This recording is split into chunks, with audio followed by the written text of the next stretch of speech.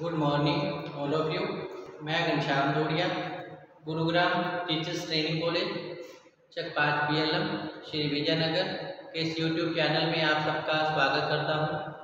आज हम B.Ed second year gender विद्यालय एवं समाज, इसके अंतर्गत आज का जो हमारा टॉपिक रहेगा वह है पितृसत्ता की अवधारणा। आज हम पितृसत्ता की अवधारणा के अंतर्गत पितृसत्ता के सकारात्मक पक्ष, नकारात्मक पक्ष के बारे में जानकारी प्राप्त करेंगे। इससे पिछले वीडियो में हमने पितृसत्ता का अर्थ, सकारात्मक पक्ष के बारे में जानकारी प्राप्त कर ली थी। आज हम पितृसत्ता अवधारणा की नकारात्मक पक्ष के बारे में जानकारी प्राप्त करेंगे। संक्षेप में एक बार फिर से पितृसत्ता का अर्थ और सकारात्मक पक्ष पर प्रकाश डालते हैं। पितृसत्ता, जिसकी अवधारणा भारतीय समाज में प्राचीन काल से वर्तमान समय तक देखी जा सकती है। समाज में पिता का स्थान एक परिवार के लिए सर्वोच्च माना जाता है। पिता को ही परिवार का मुखिया माना गया है। जहाँ संयुक्त परिवार होते हैं वहाँ घर के वयोवृद्ध मुखिया घर का माना जाता है। वही परिवार के सदस्यों के लिए पूजनीय समझा गया है। घर के वयोवृद्ध मुखिया की आज्ञा का पालन परिवार के सभी सदस्य करते हैं।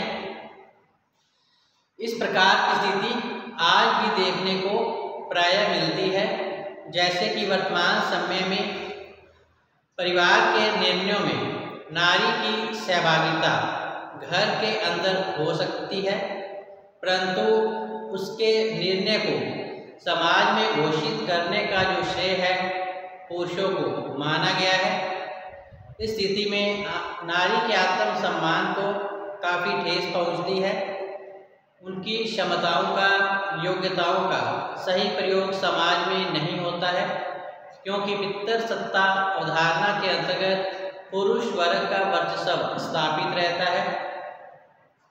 पितृसत्तात्मक पक्ष को मानने वाले इसकी उपयोगिता के रूप को स्वीकार करते हैं। उनका मानना है कि इससे निर्णय क्षमता में तीव्रता आती है, क्योंकि पुरुष स्त्रियों की अपेक्षा बाहरी कार्यों को संपन्न करते हैं। पितृसत्ता व्यवस्था के दो पक्ष सामने आए, पहला सकारात्मक पक्ष और दूसरा नकारात्मक। सकारात्मक पक्ष की जानकारी हमने पिछले वीडियो में प्राप्त कर ली थी। सकारात्मक पक्ष के अंतर्गत पितृसत्ता अवधारणा के अंतर्गत नारी पर उत्तरदायित्व का अभाव रहता है, क्योंकि घर के महत्वपूर्ण मामलों की जिम्मेदारी पुरुष वर्ग के ऊपर आ जाती है। कठिन कार्य पुरुष वर्ग के द्वारा ही संपन्न किए जाते हैं। स्त्रियों को इससे स्वतंत्र रखा गया है। इन्हें घर गृहस्थी संभालने, बच्चों को संभालने, अतिथि सत्कार करना इनका मुख्य कर्तव्य माना गया है। तो इस प्रकार जो नारी है बाहरी उत्तरदायित्वों से मुक्त रहती है। पुरुष वर्ग के द्वारा यह उत्तरदायित्व भली भांति निभा लिए जाते हैं। दूसरा, सांस्कृतिक व्यवस्था का समर्थन पितृसत्तात्मक व्यवस्था के अंतर्गत किया जाता है, क्योंकि इस व्यवस्था के अंतर्गत ही नारियों को गृह व्यवस्था संभालने की सर्वोत्तम जिम्मेदारी दी गई है। इसके अंतर्गत वह बच्चों का पालन पोषण करती है। भोजन निर्माण करना उसका मुख्य कर्तव्य माना गया है। यह एक सरल कार्य है, अतः इसे स्त्रियों के लिए सौंपा गया है। तीसरा, धार्मिक व्यवस्था का समर्थन। पितृसत्तात्मक व्यवस्था, धार्मिक व्यवस्था का पूर्ण समर्थन इस अवधारणा को प्राप्त है। वैदिक काल से वर्तमान समय तक पितृसत्तात्मक व्यवस्था के आदर्श स्वरूप को स्वीकार किया भी गया है, क्योंकि इसके अंतर्गत परिवार का मुखिया पुरुष को माना गया है। नारी को उसके अधीन रहकर कार्य करने की सलाह दी गई है तथा पुरुष के अनुरूप चलने पर ही नारी को स्वर्ग प्राप्त होगा, ऐसा माना जाता है। अतः पितृसत्ता अवधारणा का जो समर्थन है धार्मिक ग्रंथों में किया गया है। इसके अलावा पुरुष के उत्तरदायित्व में वृद्धि होती है। स्त्रियों को घरेलू कार्य ही संभालना पड़ता है। इसमें घर गृहस्थी संभालना पुरुषों की जिम्मेदारी है, तो पुरुष जो कि आर्थिक क्रियाओं का संचालन करते हैं, कठिन कार्य पुरुष वर्ग के द्वारा ही किए जाते हैं। स्त्रियों को सरल कार्य सौंपे जाते हैं। इसी प्रकार ऐसे परिवारों में नारी को विशेष सुविधा प्राप्त रहती है। नारियों को विशेष प्रकार की सुविधा इस व्यवस्था के अंतर्गत प्राप्त होती है। पुरुष का दायित्व बन जाता है कि उसके अधीन जो नारी है उसकी हर सुख सुविधा का वह ध्यान रखे और नारियों के उचित खान पान, रहन सहन, वेशभूषा की वो पूरी जिम्मेदारी ले। इस प्रकार की स्थिति नारियों के लिए उपयोगी सुविधाजनक मानी गई है। पुरुष प्रधान समाज में आदर्श पुरुष द्वारा अपने अधीनस्थ नारियों को पूरा ध्यान इनका रखा जाता है। इसके अलावा पितृसत्तात्मक व्यवस्था के अंतर्गत नारी को अनेक तनावों से मुक्ति मिलती है, क्योंकि आर्थिक क्रियाओं का संचालन पुरुष वर्ग के द्वारा किया जाता है। भोजन की व्यवस्था करना, वेशभूषा की व्यवस्था करना, परिवार के सदस्यों की हर सुख सुविधा का ध्यान रखना पुरुष वर्ग की जिम्मेदारी मानी गई है। नारी इससे स्वतंत्र समझी गई है। अतः इस व्यवस्था के अंतर्गत नारी को अनेक तनाव से मुक्ति प्राप्त हो जाती है। इसी प्रकार पितृसत्तात्मक व्यवस्था के अंतर्गत स्त्रियों का जो कार्य क्षेत्र है सीमित बन जाता है। नारी को केवल घर गृहस्थी का कार्य देखना पड़ता है, जबकि पुरुष वर्ग के द्वारा कठिन जोखिम भरे कार्य किए जाते हैं। इस प्रकार पुरुषों का जो कार्य क्षेत्र असीमित होता है, जबकि नारियों का कार्य क्षेत्र सीमित माना गया है। ऐसे परिवारों में नारी का जीवन सुखमय होता है। उसके पति या घर के वयोवृद्ध व्यक्ति के द्वारा इनकी हर सुख सुविधा का ध्यान रखा जाता है। कठिन कार्यों में भी नारी सहभागिता का अभाव ही रहता है। ऐसे परिवारों में नारी इच्छा को पूर्ण सम्मान किया जाता है। तो इस प्रकार पितृसत्तात्मक व्यवस्था का सकारात्मक पक्ष भी प्रस्तुत किया गया है। ऐसे परिवारों में नारियों को विशेष सुविधा, स्वतंत्रता प्राप्त होती है तथा अनेक महत्वपूर्ण उत्तरदायित्वों से वह मुक्त हो जाती है। ये था पितृसत्ता व्यवस्था की अवधारणा का सकारात्मक पक्ष, जिसकी जानकारी हमने पिछले वीडियो में भी प्राप्त कर ली थी। आइए अब हम देखते हैं पितृसत्ता अवधारणा का नकारात्मक पक्ष क्या है, अर्थात स्त्रियों के विकास में ये किस प्रकार से बाधक है, इसके बारे में जानकारी प्राप्त करते हैं।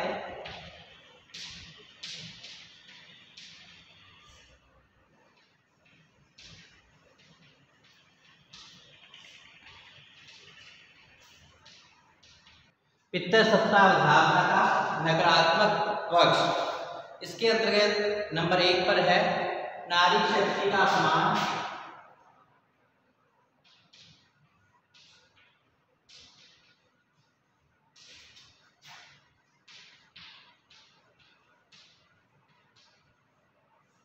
नारी शक्ति का अपमान इस पितृसत्तात्मक व्यवस्था के अंतर्गत होता है, ऐसा माना जाता है। तो पितृसत्तात्मक व्यवस्था के जहाँ अनेक सकारात्मक पक्ष है, जिसे समाज में स्वीकार किया गया है, लेकिन इनके परिणाम स्वरूप इसे अनुपयोगी भी माना जाता है। इसमें अनेक प्रकार की विसंगतियाँ होने के कारण ही इसका वर्तमान समय में आज विरोध किया जा रहा है। पितृसत्ता के नकारात्मक पक्ष इस प्रकार है, जैसा कि नंबर 1 नारी शक्ति का अपमान। तो नारियों में विविध प्रकार की शारीरिक और मानसिक शक्तियां पाई गई हैं। जब समाज में पुरुषों की प्रधानता होगी तथा नारी को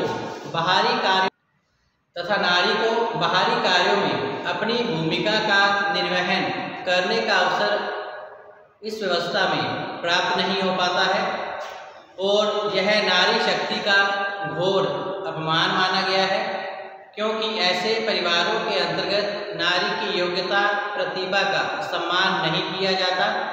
पुरुष वर्ग का ही वर्चस्व ऐसे परिवारों में स्थापित रहता है तथा घर के महत्वपूर्ण निर्णयों की संपन्न करने की जिम्मेदारी पुरुष वर्ग अपने हाथों में ही रखता है। ऐसे परिवारों में नारी की योग्यता दब कर रह जाती है। शिक्षा प्राप्त करने के समान अवसर उसे प्राप्त नहीं हो पाते, वह पुरुषों के अधीन होकर रह जाती है। ऐसे परिवारों में नारी शक्ति का अपमान होता है तथा वह योग्य होने पर भी स्वयं को साबित नहीं कर पाती है। तो इस प्रकार पितृसत्तात्मक व्यवस्था का समाज में विरोध किया जाता है, क्योंकि इसमें नारी शक्तियों का प्रयोग सही दिशा में न करके उन्हें अपमानित किया जाता है। तो इस प्रकार पितृसत्तात्मक व्यवस्था का यह नकारात्मक पक्ष है कि ऐसे परिवारों में नारी शक्ति का अपमान होता है। नंबर 2 है शक्ति असंतुलन।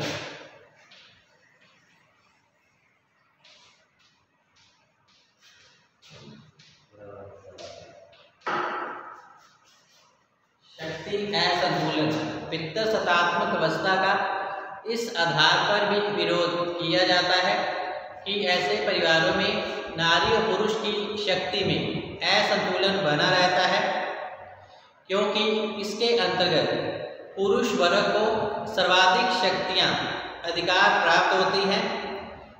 स्त्री को उसका अनुकरण करना पड़ता है, जबकि गृहस्थ आश्रम के 2 मुख्य धर्म माने गए हैं, स्त्री और पुरुष एक गाड़ी के 2 पहिए हैं, दोनों का ही समान महत्व होना चाहिए।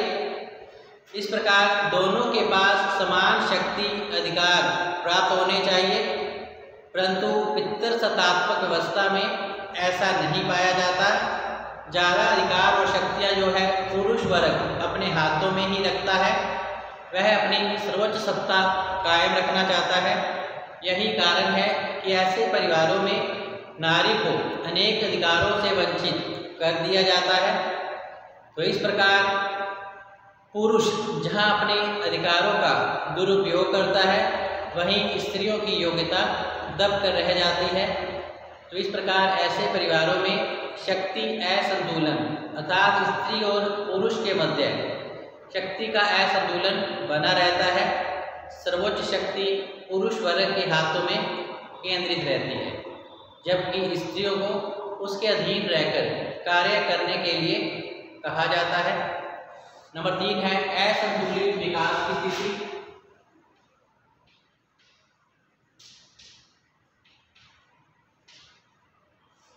असंतुलित विकास की स्थिति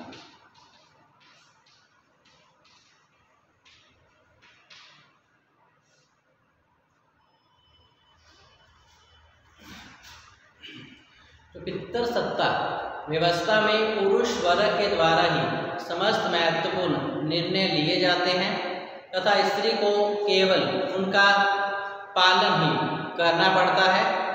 इस प्रकार के परिवारों के अंतर्गत लैंगिक विभेद असमानता की स्थिति देखी जाती है।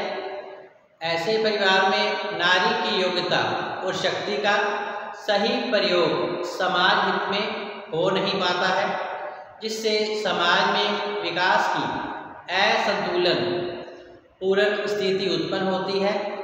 इससे एक ओर जहां नारी के विकास को आघात लगता है, तो दूसरी ओर इससे सामाजिक विकास में भी बाधा उत्पन्न होती है, क्योंकि समाज के विकास के लिए जितना योगदान पुरुष वर्ग का महत्वपूर्ण है, उतना ही स्त्रियों का योगदान भी महत्वपूर्ण माना गया है।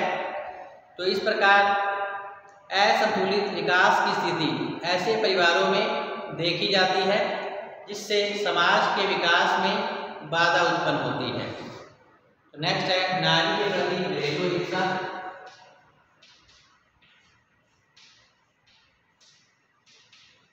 नारी के प्रति घरेलू हिंसा।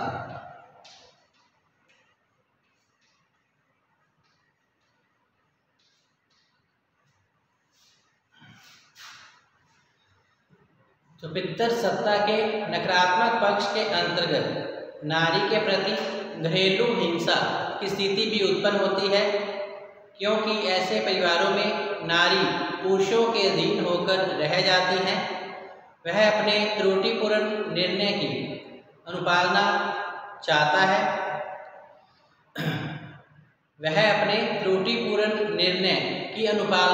चाहता है अर्थात पुरुष वर्ग अपने हर निर्णय को जबरदस्ती स्त्रियों पर लागू करते हैं, जिसके परिणाम स्वरूप वह नारी को मानसिक और शारीरिक रूप से प्रताड़ित भी करता है। इस प्रक्रिया में नारी को शारीरिक रूप से चोट भी पहुंचती है। तो यह व्यवस्था वर्तमान समाज में स्वीकार नहीं की गई है, क्योंकि ऐसे परिवारों के अंतर्गत नारियों के प्रति घरेलू हिंसा बढ़ जाती है, अर्थात मारपीट, गाली गलौज की स्थिति देखी जाती है। तो इस प्रकार की व्यवस्था को समाज में स्वीकार न किया जाए, ऐसा विद्वानों का मानना है। तो नेक्स्ट है नारी के प्रति नकारात्मक दृष्टिकोण।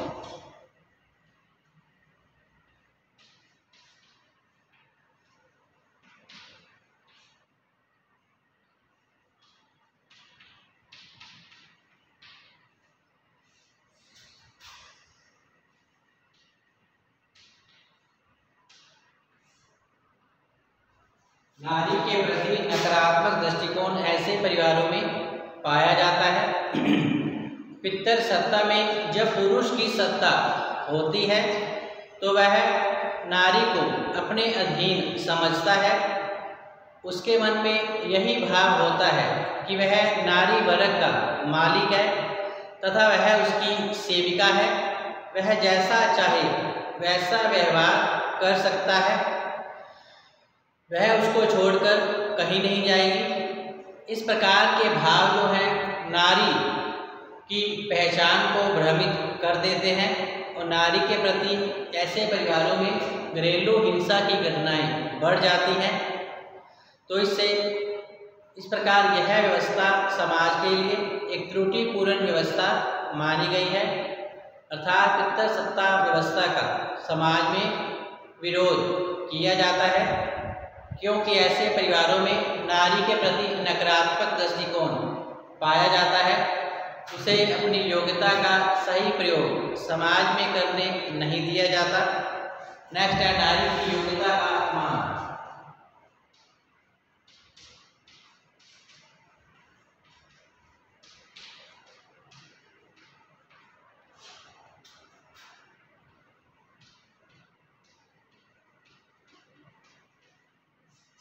नारी की योग्यता का अपमान ऐसे परिवारों में किया जाता है। तो नारी की योग्यता का अपमान भी पितृसत्ता व्यवस्था के अंतर्गत किया जाता है। जब नारी से किसी निर्णय या कार्य करने में कोई सलाह नहीं ली जाएगी अथवा उसे अपनी सहभागिता का पूर्ण अधिकार प्राप्त नहीं होगा, तो यह उसकी योग्यता का अपमान ही माना जाएगा। ऐसे परिवारों में अगर नारी शिक्षित भी होती है, वह घर के महत्वपूर्ण निर्णय निर्माण में अपनी सलाह भी देती है, तो भी उनकी सलाह को नहीं माना जाता। जैसे कि एक पिता का जो पूर्ण अधिकार है, वह बालिका को विद्यालय न भेजने का निर्णय इसीलिए लेता है कि गांव की कोई बालिका विद्यालय नहीं जाती है। लेकिन जब परिवार की स्त्री वर्ग के द्वारा इस व्यवस्था का विरोध किया जाता है, अर्थात जब घर की महिला के द्वारा अपनी बालिका को शिक्षा प्राप्त करने का समर्थन किया जाता है, तो पुरुष वर्ग के द्वारा उसके इस निर्णय को स्वीकृति प्रदान नहीं की जाती है। स्त्री जानती है कि वर्तमान समय में शिक्षा अत्यंत महत्वपूर्ण है। इससे जो बालिकाएं पढ़ लिख कर अच्छा मुकाम हासिल कर सकती हैं, लेकिन पितृसत्ता व्यवस्था के अंतर्गत पुरुष वर्ग के द्वारा बालक की शिक्षा पर विशेष ध्यान दिया जाता है, इतना ध्यान बालिकाओं की शिक्षा पर नहीं दिया जाता है, जिसके परिणाम स्वरूप नारी की योग्यता दब कर रह जाती है। नेक्स्ट है नारी अधिकारों का अभाव।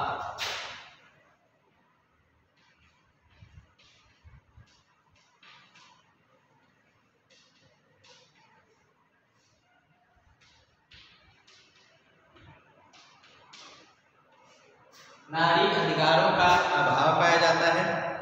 पितृ सत्ता में नारी को उसके अधिकार पूर्ण रूप से प्राप्त नहीं हो पाते हैं, क्योंकि नारी सहभागिता व्यापक रूप से परिवार और समाज में नहीं होती है।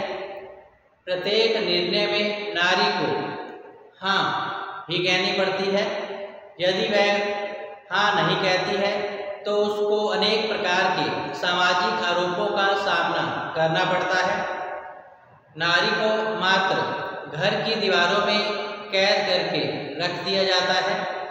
उसको सामाजिक एवं पारिवारिक व्यवस्था पर खुलकर अपने विचार प्रकट करने की स्वतंत्रता भी नहीं होती है। तो इस प्रकार ऐसे परिवारों के अंतर्गत नारी अधिकारों का अभाव पाया जाता है। योग्य होने पर भी वह अपने निर्णय को स्वीकृति प्रदान नहीं करवा सकती है। नेक्स्ट है मानवता के प्रतिकूल व्यवस्था।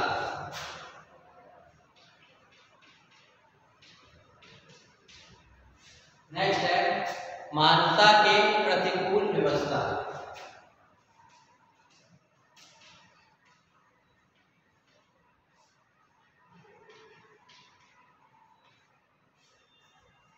मानवता की प्रतिकूल व्यवस्था ऐसे परिवारों में मानी जाती है। तो मानवता की दृष्टि से पितृ सत्ता को प्रतिकूल माना गया है। जब एक परिवार के संचालन में स्त्री एवं पुरुष की समान भूमिका रहती है तो पुरुष को अधिक अधिकार प्रदान क्यों किए जाएं? दोनों को ही समान महत्व अधिकार शक्तियां प्रदान की जाएं। एक स्त्री जिस प्रकार पुरुष के अभाव में परिवार का संचालन सर्जन नहीं कर सकती, तो एक पुरुष भी इस कार्य को स्त्री के अभाव में संपन्न नहीं कर सकता। तो इस दृष्टिकोण के आधार पर दोनों के अधिकारों में अंतर होना प्रतिकूल की स्थिति उत्पन्न करता है। नेक्स्ट है नारी विकास का अभाव।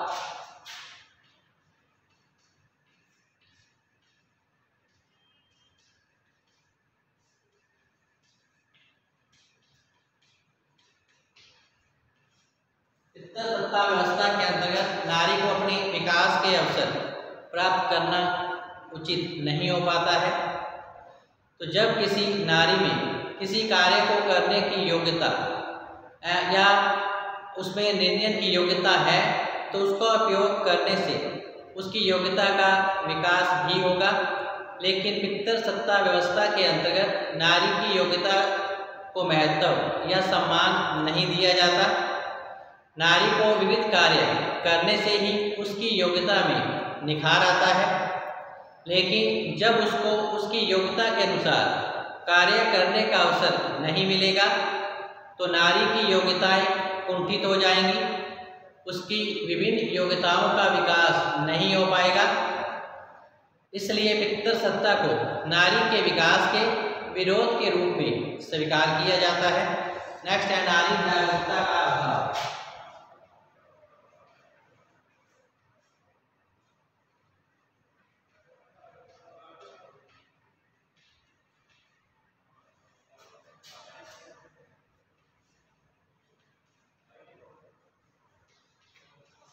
पितृ सत्ता व्यवस्था के अंतर्गत नारी जागरूकता का अभाव पाया जाता है, क्योंकि ऐसे परिवारों में पुरुष वर्ग का वर्चस्व स्थापित रहता है। नारी को उसके अधीन कार्य करने की सलाह दी जाती है, जिसके परिणाम स्वरूप नारियों में जागरूकता उत्पन्न नहीं हो पाती, क्योंकि ऐसे परिवारों में स्त्री शिक्षा पर विशेष ध्यान नहीं दिया जाता। लैंगिक विभेद की स्थिति ऐसे परिवारों में पाई जाती है। नारी को मात्र यह बता दिया जाता है कि उसको केवल अपने पति, बच्चों, सास ससुर की सेवा का ही ध्यान रखना है। इस आधार पर वह अपने अधिकारों का प्रयोग नहीं कर पाती, अपनी योग्यता का प्रयोग समाज में नहीं कर पाती वो। परिणाम स्वरूप नारी की जागरूकता की स्थिति समाप्त हो जाती है, क्योंकि अशिक्षा जो है स्त्रियों में जागरूकता का अभाव उत्पन्न करती है। अगर स्त्री पढ़ी लिखी होगी तभी समाज में जागरूक हो पाएगी, अपने अधिकारों के लिए संघर्ष कर पाएगी। परंतु पितृसत्ता व्यवस्था के अंतर्गत नारी जागरूकता का अभाव पाया जाता है, क्योंकि ऐसे परिवारों में जो स्त्रियां हैं पुरुषों के अधीन होकर रह जाती हैं, शिक्षा प्राप्त करने के अवसर उसे मिल नहीं पाते हैं, जिसके परिणाम स्वरूप उसकी योग्यता शक्ति का सही प्रयोग समाज में हो नहीं पाता है। तो इस प्रकार पितृसत्ता के सकारात्मक पक्षों से उसका जहाँ एक और आदर्श स्वरूप विकसित होता है, वहीं इसके नकारात्मक पक्ष को समाज में अनुपयोगी माना गया है। यही कारण है कि पितृसत्ता के आदर्श स्वरूप को ही समाज में स्वीकार किया जाता है। तो आज इतना ही, कल हम फिर से हाजिर होंगे। पितृसत्ता के आदर्श स्वरूप क्या होना चाहिए इसके बारे में जानकारी प्राप्त करेंगे। तब तक आप घर पे रहें, सुरक्षित रहें, पढ़ते रहें। धन्यवाद।